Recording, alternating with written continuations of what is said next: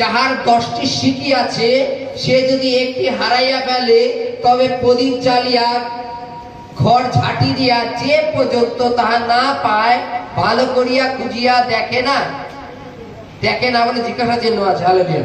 আর পাইলে পর সে বন্ধু বান্ধব ও প্রতিবেশীগণকে ডাকিয়া বলে, আমার সঙ্গে আনন্দ করো, কারণ আমি যে সিকিটি হারাইয়া ফেলিয়াছিলাম তা পাইয়াছি। তদ্রূপ আমি তোমাদিগকে বলিতেছি, একজন পাপী মন ফিরাইলে ঈশ্বরের দূতগণের সাক্ষাতে আনন্দ হয়। Hallelujah, hallelujah.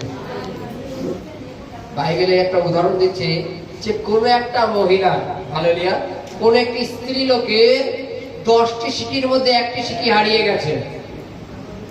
সিকি কথার অর্থ কি জানি তো? 25 পয়সা। আগেকার দিনের 25 পয়সার ভ্যালু ছিল, তাই তো? 25 পয়সা হয়তো 1 বিঘা জমি হয়ে যেত। আর এখন 25 পয়সা চিনি না আমরা কাকে বলে। চল, হালেলুয়া। বাইবেলে বলছে তার একটা সিকি হারিয়ে গেলে বাইবেলের কাছে বাকি 9টা কিন্তু তার হাতে রয়েছে। থাকা সত্ত্বেও সেই 9টা এক জায়গায় রেখে দিয়ে সেই একটাকে খুঁজে বেড়াচ্ছে। বাইবেলে লেখা আছে লাইট জ্বালিয়ে ঘর ঝাড় দিয়ে সমস্ত নোংরা এক জায়গায় করে সে শুধু এই একটা সিকির অন্বেষণ করছে। তার কাছে কিন্তু বাকি আরো 9টা সিকি আছে, তার দিকে কতটা ধ্যান নেই, কিন্তু একটা সিকি হারালো। এবং বাইবেলে বলছে ওটা পাওয়ার পরে সে কত আনন্দ করে ভেবে দেখো, যেটা আমার হারিয়ে গেছিল এটাকে আমি পেয়েছি। হালেলুয়া। বাইবেলে বলছে, যেমন উদাহরণস্বরূপ বলি, কোনো এক মা বাবার মনে করো 5টা সন্তান আছে। হালেলুয়া। 5টা সন্তানের মধ্যে একটা সন্তান খুব খারাপ, পৃথিবীতে সব থেকে খারাপ।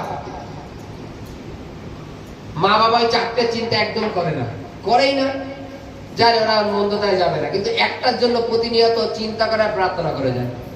কেন জানো? যেন পরিবর্তন হয়। সেই সিকিটা খোঁজার অর্থ কি? তিনি সিকিটা খুঁজে যাচ্ছেন যতক্ষণ না পায়। হালেলুয়া। পাওয়া কি? যখন আমি পাবো তখন সিকিটা আমার কাজে লাগবে, তাই তো নাকি? আর যদি না পাই ওটা জং ধরে আস্তে আস্তে নষ্ট হয়ে যাবে। আজকে মা বাবার সন্তানকে, সেই খারাপ সন্তানটাকে এতটা ভালোবাসার কারণ কি? ওটা আমার সন্তান, আমি আমার মতো ভাবে তৈরি করব। কিন্তু ওকে যদি এখন আমি ভালো না বাসি, ওকে যদি আমি এখন থেকে দূরে ঠেলে দিই, ওর প্রতি যদি আমি ধ্যান না দিই, ও কি করবে? মন্দতায় মিশে আরো মন্দ হয়ে যাবে। হালেলুয়া। মন্দতায় মিশে মন্দ হয়ে যাবে। বাইবেলে কি বলছে? সেই মা কতক্ষণ ধরে খোঁজে, লাইট জ্বালায়, ছাটা দিয়ে ঝাড় দিয়ে নোংরা সব এক জায়গায় করে কতক্ষণ খোঁজে, যতক্ষণ না পায়। হালেলুয়া। আমরা একবার দুইবার খোঁজার পরে ছেড়ে দিও, চলো কোনো ব্যাপার না। আমার সন্তান বিগড়ে গেছে, একবার দুইবার বললাম, না আরে যা পারিস কর, গিয়ে ছেড়ে দি। বাইবেলে লেখা আছে যতক্ষণ না পায় ততক্ষণ সে খোঁজার চেষ্টা করে। এবার খুঁজে পেলে কি হয়? আনন্দ হয়, হয়তো নাকি? কারোর 5টা সন্তান আছে, তার মনে করে একটা ছেলে বেয়াদব, সে যখন মন পরিবর্তন করে একবার মা বাবা বলে জড়ায় ধরে, বা ছকরা একদিন বাজার করে নিয়ে আসলো, ভেবে দেখো তো তার মা বাবার কি অবস্থা হয়। হালেলুয়া। ভাবো, ভেবেছে একবারও যে সেই মা বাবার কতটা আনন্দ হয় যে আমার সন্তান পরিবর্তন হয়ে গেছে? বাকি 4টে ছেলে আছে, তার জন্য অতটা চিন্তা হয় না, হয়, কিন্তু ওই একটা ছেলে সে মন পরিবর্তন করেছে, তাহলে ভেবে দেখো কতটা আনন্দ হয়। সেই মা কিন্তু মানে চেপে রাখবে না, যেসব প্রকাশ করবে। পরের দিন পাশের বাড়ির লোকটাকে ডেকে বলে, জানো আমার ছেলে কালকে আমার বাড়িতে বাজার করে নিয়ে এসেছে। কতটা আনন্দ! বাইবেলে বলছে স্বর্গ রাজ্যে তদ্রূপ আনন্দ হয়। কখন? যখন একজন পাপী মন পরিবর্তন করে। হালেলুয়া। আজকে সেই ঈশ্বরের সন্তান আমরা সকলে, ঈশ্বরের সন্তান আমরা সকলেই, কিন্তু আমরা সকলে ঈশ্বরের নয়। আমরা ঈশ্বরকে কেউ, আমরা মনে করুন, ধরুন আমরা মনে করি 100 জন লোক আছে, 100 জনের মধ্যে হয়তো 90 জন আমরা প্রভুকে প্রভু প্রভু বলে মানছি আর বিশ্বাস করছি, আর 10 জন হয়তো মানছি না। সেই 10 জনও কিন্তু ঈশ্বরের। ঈশ্বর শুধু অপেক্ষায় থাকে ওই 10 জনও মন পরিবর্তন করে চলে আসুক, তাহলে ভেবে দেখো স্বর্গরাজ্যে কতটা আনন্দিত হয়। আজকে জগতের মাতা পিতারা যদি এতটুকু আনন্দিত হয় যে আমার সন্তান মন পরিবর্তন করেছে, বাইবেলে লেখা আছে, তাহলে স্বর্গরাজ্যে আনন্দিত করে স্বর্গদূতেরা। কখন? যখন একজন পাপী মন পরিবর্তন করে। আমরা শৌল পৌলকে চিনি। হালেলুয়া। শৌল পৌল কে ছিল? যারা খ্রিস্টের পশ্চাৎগামী ছিল তাদের তাড়না করত।